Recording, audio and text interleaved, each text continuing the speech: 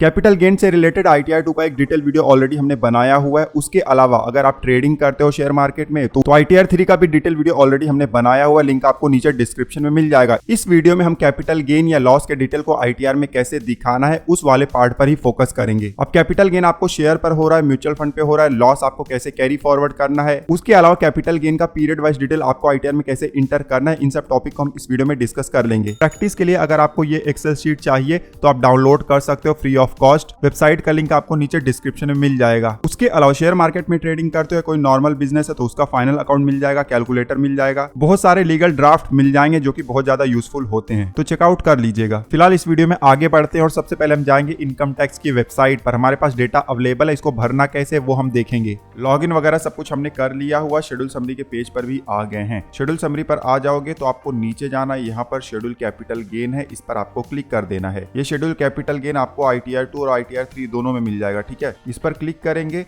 तो इस तरीके से पेज आ जाएगा। यहाँ पर बहुत सारे ऑप्शन है। हमारे लिए सेक्शन 111A जो कि शॉर्ट टर्म कैपिटल गेन के लिए है और सेक्शन 112A जो कि लॉन्ग टर्म कैपिटल गेन के लिए है। उन दोनों के बॉक्स पर हम क्लिक कर देंगे। सिलेक्ट करने के बाद नीचे कंटिन्यू का बटन है, क्लिक कर देंगे। अब क्लिक करते इस तरीके से पेज आ जाता है। सबसे पहला रो ही शॉर्ट टर्म कैपिटल गेन या लॉस का है, इस पर क्लिक करेंगे। नीचे ऐड डिटेल्स का बटन है, इस पर क्लिक करेंगे। यहाँ पर सेक्शन 111A का ऑप्शन दिया गया है, चेकबॉक्स पर क्लिक करेंगे। क्लिक करते आप देख सकते हो बहुत सारे बॉक्सेस यहाँ पर आ गए हैं। अब यहाँ पर जो डिटेल इंटर करना है वो सब कुछ हमारे पास ऑलरेडी है, हमने एक्सेल फाइल में बनाकर रखा हुआ है। एक चीज का ध्यान देना है, शॉर्ट टर्म कैपिटल गेन आपको शेयर से हो रहा है, म्यूचुअल फंड से हो रहा है या अलग अलग प्लेटफॉर्म से हो रहा है, सबको आपको कंबाइन कर लेना है और यहाँ पर आपको टोटल वैल्यू इंटर करना है। ध्यान दीजिएगा, शॉर्ट टर्म कैपिटल गेन में आपको अलग अलग इंटर करने का बॉक्स नहीं मिलता है, ठीक है। तो सबसे पहले फुल वैल्यू ऑफ कंसिडरेशन हम इंटर करेंगे जो कि 7,64,000 के आसपास है। फुल वैल्यू ऑफ कंसिडरेशन का मतलब सेल प्राइस भी होता है जिस पर हमने सेल किया हुआ या रिडीम किया हुआ है, ठीक है। उसके बाद नीचे आएंगे, यहाँ पर डिडक्शन हमें इंटर करना है। तो किसका डिडक्शन मिलता है? जो परचेस प्राइस आपका होता है जिसको हम कॉस्ट ऑफ एक्विजिशन भी बोलते हैं, मतलब कितने में हमने परचेस किया हुआ था। उसके बाद नीचे एक्सपेंडिचर का भी ऑप्शन मिल जाता है। सेल करते समय या म्यूचुअल फंड रिडीम करते समय कोई एक्सपेंसेस हुआ है तो उसको आप यहाँ पर दिखा सकते हो। तो यहाँ पर कॉस्ट ऑफ एक्विजिशन भी है और एक्सपेंसेस भी है, तो दोनों हम इंटर कर देंगे। ध्यान देना, हम जो अमाउंट यहाँ पर इंटर कर रहे हैं डेमो के लिए, ठीक है।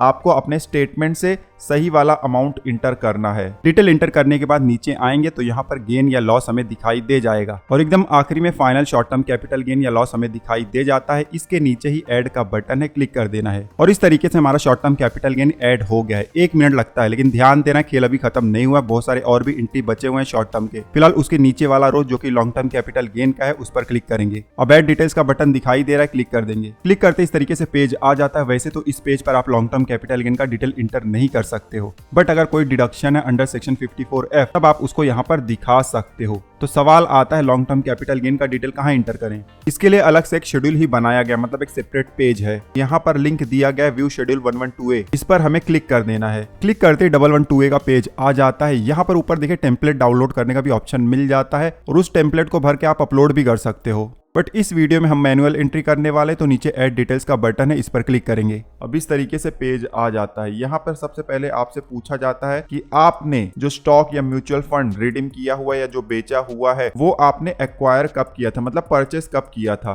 तो यहाँ पर 2 डेट है, 31 जनवरी 2018 के बाद किया होगा तो ये वाला सेलेक्ट करना है, उसके पहले किया होगा तो पहला वाला ऑप्शन आपको सेलेक्ट करना है। 31 जनवरी 2018 से पहले परचेस किया होगा तो यहाँ पर बहुत सारे एडिशनल इन्फॉर्मेशन आपको देने पड़ते हैं, जैसे कि ISIN कोड देना पड़ता है, शेयर का नाम या म्यूचुअल फंड का नाम देना पड़ता है, उसके अलावा कितने शेयर या यूनिट है और सेल प्राइस क्या है, उस शेयर या स्टॉक का फेयर मार्केट वैल्यू क्या है 31 जनवरी 2018 को। तो ये सब एडिशनल डिटेल्स हमें देने पड़ते हैं। लेकिन हम मान के चलते कि हमने 2018 के बाद लिया हुआ था म्यूचुअल फंड या शेयर, 2018 के बाद आपने लिया होगा तो यहाँ पर कुछ भी आपको ज्यादा इंटर नहीं करना है। सीधे आपको कॉस्ट ऑफ एक्विजिशन इंटर करना है, फिर एक्सपेंडिचर इंटर करना है और फुल वैल्यू ऑफ कंसिडरेशन, मतलब जितने में सेल किया है वो अमाउंट आपको इंटर करना है।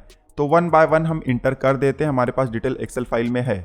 अब यहाँ पर आप चाहो तो अलग अलग अमाउंट इंटर कर सकते हो, जैसे कि स्टॉक के लिए अलग से इंटर कर सकते हो, म्यूचुअल फंड के लिए अलग से कर सकते हो। जैसे कि हमने स्टॉक सेल किया हुआ था लमसम में तो उसका हम एंट्री पहले कर देते हैं। अब सारा डिटेल इंटर करने के बाद नीचे ऐड का बटन है, इस पर क्लिक कर देंगे। तो इस तरीके से रो यहाँ पर ऐड हो गया है, आप देख सकते हो, ठीक है। यहाँ पर प्रॉफिट भी आ गया है।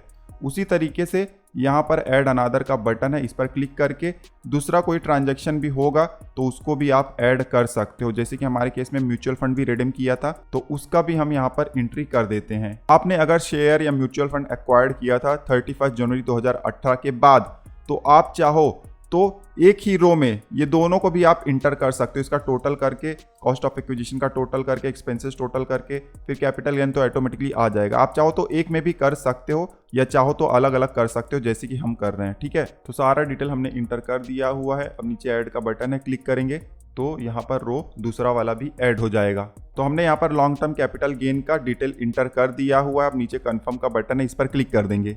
क्लिक करते ही देखिए हम फिर से शेड्यूल समरी के पेज पर आ गए हैं और यहाँ पर देखिए शेड्यूल 112A है, ये हमारा कंप्लीट हो गया है। फिर से हम कैपिटल गेन वाले पेज पर जाएंगे। फिर से यहाँ पर चेक बॉक्स आ जाता है, ऑलरेडी यहाँ पर सिलेक्टेड है जो हमने पहले किया हुआ था। ठीक है, नीचे कंटिन्यू पर क्लिक करेंगे। अब शेड्यूल कैपिटल गेन का पेज आ गया। यहाँ पर आप देख सकते हो कि हमारा शॉर्ट टर्म कैपिटल गेन भी दिखाई दे रहा है और लॉन्ग टर्म कैपिटल गेन भी दिखाई दे रहा है। ठीक है, तो दोनों का एंट्री हो गया है। अब नीचे आएंगे तो यहाँ पर आपको इन्फॉर्मेशन दिखाई देता है। अगर कोई डिडक्शन है जो कि कैपिटल गेन के अगेंस्ट क्लेम करना है तो यहाँ पर इन्फॉर्मेशन आप इंटर कर सकते हो। उसके बाद नीचे set of current year losses with current year capital gain का रो है। इन केस अगर आपको लॉस हुआ है, शॉर्ट टर्म लॉस हो या लॉन्ग टर्म, तब आपको इस रो पर क्लिक करना है। यहाँ पर ऑटोमेटिक एडजस्टमेंट हो जाता है, आपको सिर्फ चेकआउट कर लेना है। ठीक है, उसके बाद नीचे देखिए information about accrual receipt of capital gain, ये बहुत ही ज्यादा इंपॉर्टेंट है। अगर आपको कैपिटल गेन है तो आपको पीरियड वाइज डिटेल यहाँ पर इंटर करना होगा। अगर पीरियड वाइज डिटेल नहीं इंटर करेंगे तो ITR फाइल भी नहीं होता है। लेकिन यहाँ पर डिटेल इंटर करने से पहले आपको शेड्यूल BFLA उसको चेकआउट कर लेना, और इनकेस आपको अगर लॉसेज है तब तो उसको जरूर चेकआउट कर लेना है। तो फिलहाल हम फिर से रिटर्न समरी के पेज पर जाएंगे।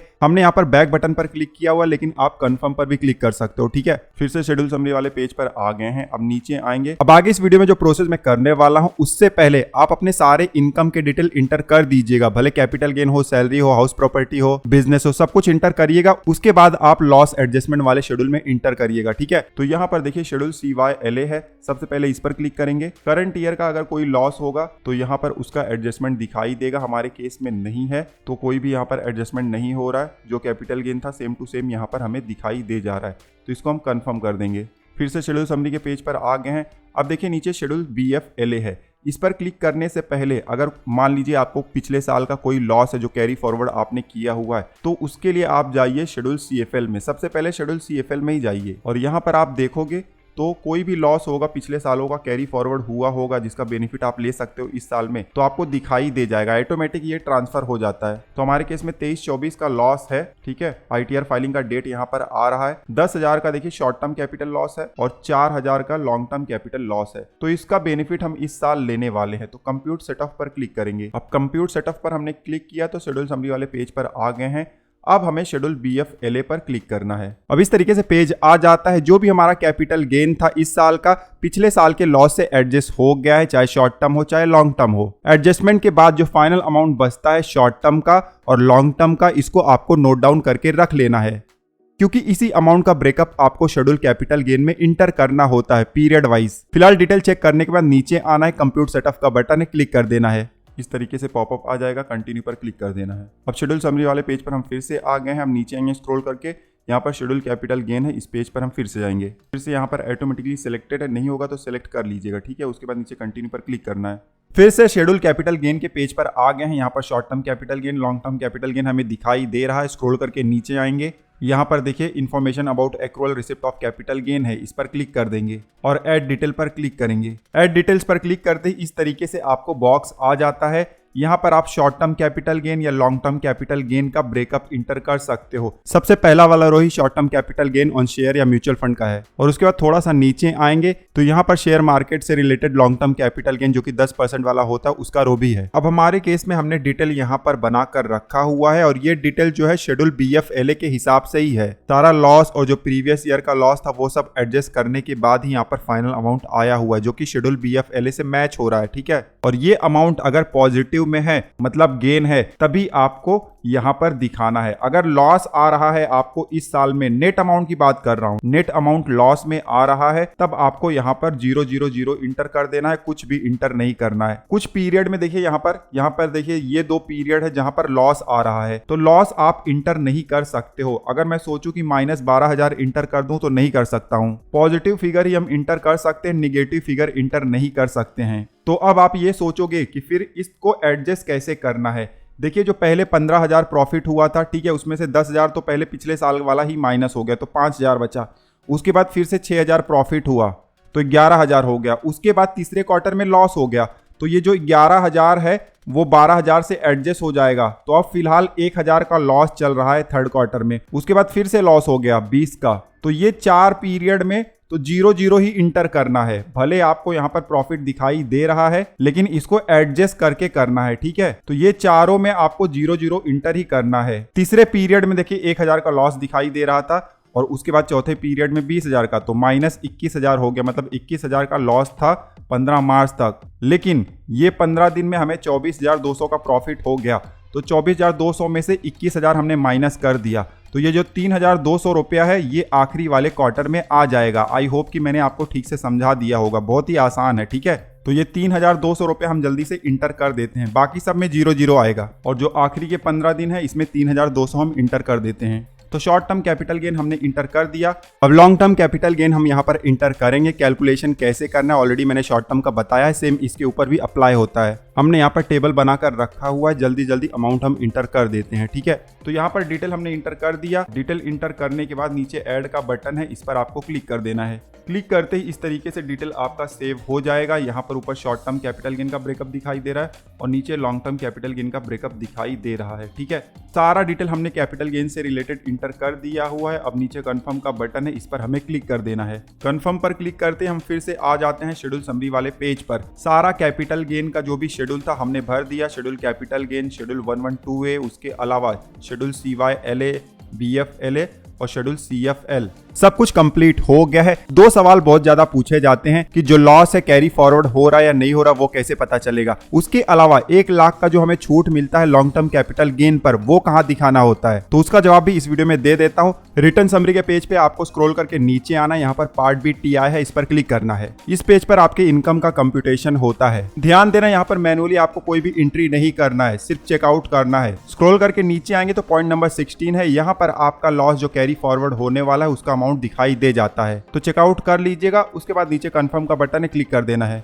रिटर्न समरी का पेज फिर से आ जाएगा। तो यहाँ पर नीचे एक और शेड्यूल है पार्ट बी TTI, इस पर क्लिक करना है। इस पेज पर ऑटोमेटिकली इनकम टैक्स का कैलकुलेशन हो जाता है। उसके अलावा एक सवाल पूछा जाता है कि लॉन्ग टर्म कैपिटल गेन में जो 1 लाख का बेनिफिट मिलता है वो कैसे हमें लेना होता है। तो इस पेज पर ऑटोमेटिकली वो एडजस्ट हो जाता है, आपको कुछ भी नहीं करना है। तो दोस्तों इस तरीके से आप कैपिटल गेन का शेड्यूल और उससे रिलेटेड जो शेड्यूल होते हैं उनको भर सकते हो। बहुत ही आसान प्रोसेस था। अगर कोई भी कंफ्यूजन है तो जो लॉन्ग वीडियो हमने बनाया हुआ है डिटेल में, उसको आप चेकआउट कर सकते हो। एक बार जब ITR का सारा डिटेल आप भर दो तो आप ITR फाइल भी कर सकते हो। ITR फाइल करने के बाद आप ITR का कॉपी जरूर डाउनलोड करिएगा, बहुत ही यूजफुल होता है। अब इस वीडियो से रिलेटेड अगर कोई भी क्वेरी है तो आप नीचे कमेंट कर सकते हो। ITR फाइल करने के बाद कितने दिन में प्रोसेस होगा, अगर रिफंड है तो कितने दिन में आएगा, या इनकम टैक्स रिटर्न से रिलेटेड जो दूसरे इश्यूज होते हैं उनका वीडियो देखने के लिए स्क्रीन पर आपको प्लेलिस्ट दिखाई दे रहा है, चेकआउट कर सकते हो। फिलहाल इस वीडियो में बस इतना ही। मिलते हैं आपसे अगले वीडियो में, तब तक आप हंसते रहो, मुस्कुराते रहो। धन्यवाद।